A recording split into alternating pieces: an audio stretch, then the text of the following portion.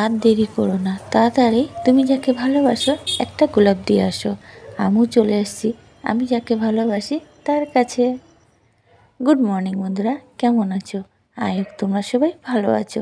আর আমি অনেক ভালো আছি তোমাদের ভালোবাসা আর প্রভুর আশীর্বাদে। তো চলো, চলে এসেছি ছোট্ট একটা ব্লগ নিয়ে, আশা করি ভালো লাগবে। আজকে কিন্তু সুন্দর একটা দিন, স্পেশাল একটা দিন।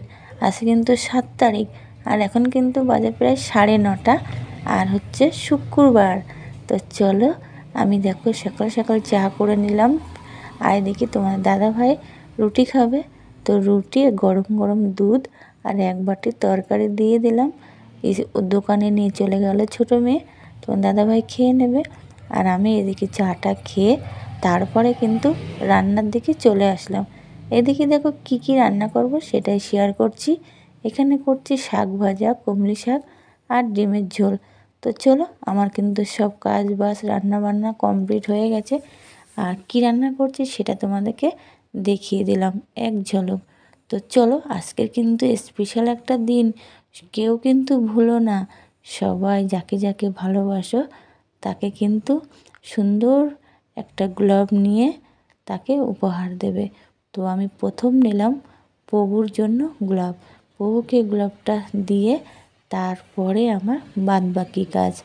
তো দেখো আমি চলে এসেছি আমাদের চার্চে, কেষ্টপুর চার্চে। আর আমার পাপাকে আমি সব সময় গোলাপ দিয়ে থাকি।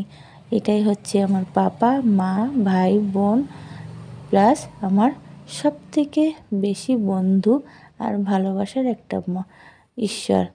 তো তাকেই আমি গোলাপ দেব না, সেটা তো কখনো হয় না।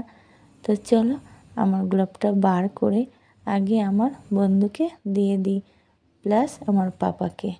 তো চলো, তোমরা দেখো আমার পাপাকে কিভাবে গোলাপটা দিলাম।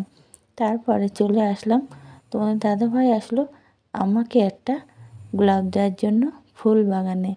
কেমন লাগলো ফুল বাগানটা আর গোলাপটাও কেমন লাগলো কমেন্টে তোমরা প্লিজ জানিও।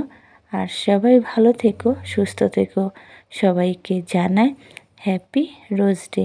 তোমার দাদাভাই রোজ কেনা হয়ে গেছে, এবার হাঁটি হাঁটি পাই পাই করে বাড়িতে যাব। গোলাপটা তো নিতে হবে, তাই তো বন্ধুরা, বাই।